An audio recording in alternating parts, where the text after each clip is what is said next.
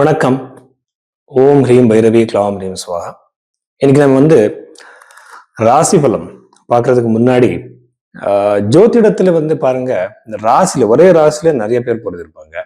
ஒரே நட்சத்திரத்துல நிறைய பேர் பிறந்திருப்பாங்க. ஒரே டேட்ல நிறைய பேர் 1000 பேர் பிறந்திருப்பாங்க. லட்சம் பேர், கோடி பேர் பிறந்திருப்பாங்க. ஆனா இதெல்லாம் இண்டிவிஜுவலா இல்லை. எப்படின்னா இப்ப பாருங்க, மீன ராசிக்கு கும்பராசிக்கு எல்லாமே சாடே சாத்தி நடக்குதுன்னு சொல்றாங்க. இந்த ராசியில பிறந்தவங்க எல்லாருக்கும் பிரச்சனை வந்துட்டு இருக்கா? இல்ல. எதுக்குன்னா உங்களோட இண்டிவிஜுவாலிட்டி உங்களோடது புரிஞ்சுக்கிறதுக்காக நீங்க வெறும் ஜாதகம் மட்டும் இல்ல, கை ரேகையும் ஜாதகத்துக்கு மேட்ச் பண்ணணும். இப்ப பாருங்க, உங்களுக்கு கஜகேசரி யோகம் இருக்கு, அது கையில இருக்கா? அது ஃபர்ஸ்ட் மேட்ச் பண்ணணும். எதுக்குன்னா ஒருவேளை உங்க டேட் ஆஃப் பர்த் சேஞ்ச் ஆயிருக்கலாம், பர்த் டைம் மிஸ்டேக் ஆயிருக்கலாம், ஆனா கை ரேகை போய் சொல்லாது.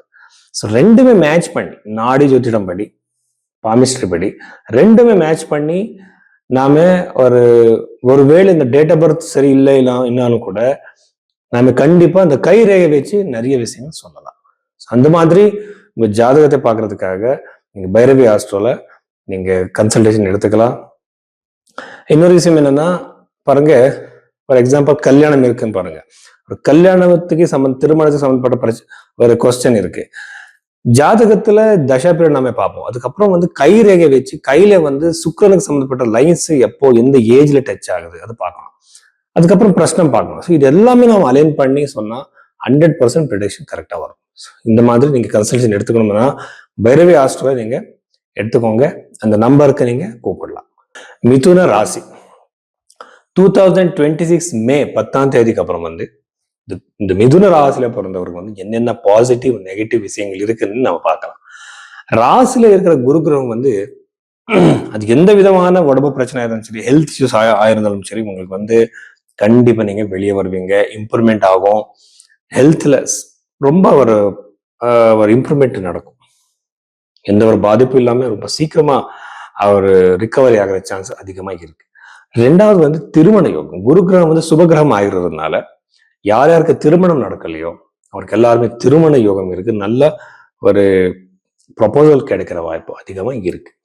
அது இல்லாம நிறைய பேர் இந்த மேரிட்டல் லைஃப்ல பிரிஞ்சிருப்பாங்க, செப்பரேட் ஆகிருப்பாங்க. அவரு கூட ஒன்று கூடுற சான்சஸ், காம்ப்ரமைஸ் ஆகுற சான்சஸ் அதிகமா இருக்கு. ஸோ இப்போ கேட்பாங்க, சார் இது கோர்ட்ல இருக்கு சார் எல்லாம் கேட்பாங்க. அந்த மாதிரி சிச்சுவேஷன்ல கூட அது காம்ப்ரமைஸ் ஆகுற சான்ஸ் அதிகமாவே இருக்கு. சதுர்த்த பாவம் பார்த்தா சனி செவ்வாய் 2 கிரகணம் பார்க்கறது ரொம்ப நல்லது. கண்டிப்பா நீங்க ப்ராப்பர்ட்டி வாங்குவீங்க. ப்ராப்பர்ட்டி வாங்குற மனசு வந்துருச்சு உங்களுக்கு, வாங்குறதுக்காக அதுக்கு சரியான ஒரு சிச்சுவேஷன், ஒரு என்விரான்மெண்ட் கிரியேட் ஆகும். பேங்க் லோன் ஆயிருக்கலாம், சப்போர்ட் ஆயிருக்கலாம், என்ன வேணாலும் ஆயிருக்கலாம். அந்த மாதிரி ஒரு என்விரான்மெண்ட் கிரியேட் ஆகும். ஸோ அதுக்கப்புறம் நீங்க கண்டிப்பா ப்ராப்பர்ட்டி வாங்குவீங்க. யூஸ்வலா லேண்ட்ஸ், எஸ்டேட்ஸ் வாங்குறவருக்கு ரொம்ப நல்லது. இந்த விவசாய பூமி வாங்குறவருக்கு கூட ரொம்ப நல்லது. இந்த வீடு வாங்குறதுக்கு விட இது இந்த ஃபீல்ட்ல ரொம்ப சக்சஸ் இருக்கு. ரியல் எஸ்டேட் பிசினஸ் பண்றவங்க ரொம்ப சக்சஸ்ஃபுல்லா இருக்கு. அதுக்கப்புறம் தேர்ட் ஹவுஸ்ல இருக்கிற பாபகிரகங்கள் பார்த்தா அண்ணன் தம்பிக்கு நடுவே சண்டே, எந்த விஷயம் கூட ஆகிருக்கலாம். அது ப்ராப்பர்ட்டி மட்டும் இல்லை, நிறைய விஷயங்கள் இருக்கு. மிஸ் அண்டர்ஸ்டாண்டிங்ஸ், சண்டே, இந்த மாதிரி எல்லாம் நிறைய நீங்க எதிர்பார்க்கலாம். அதனால கொஞ்சம் ஜாகிரதை இருங்க. எதுக்குன்னா மிதுன ராசியில பிறந்தவர் ரொம்ப ஜாகிரதையா, ரொம்ப இன்டெலிஜென்ட்டா யோசிப்பாங்க, டிப்ளமேட்டிக்கா இருப்பாங்க. இங்க கொஞ்சம் அதிகமா ஜாகிரதை இருக்கிறது ரொம்ப நல்லது. சண்டே மிஸ் அண்டர்ஸ்டாண்டிங் அதிகமா இருக்கு.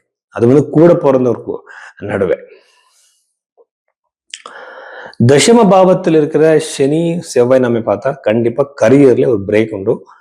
பிரேக்னா ஒரு நல்ல பொசிஷன் கிடைக்கலாம், ஜாப் மாறலாம், இருக்கிற ஜாப்லயே உங்களுக்கு ப்ரொமோஷன் கிடைக்கலாம். நிறைய ஆப்பர்ச்சுனிட்டிஸ் இருக்கு, நிறைய பாசிபிலிட்டிஸ் இருக்கு.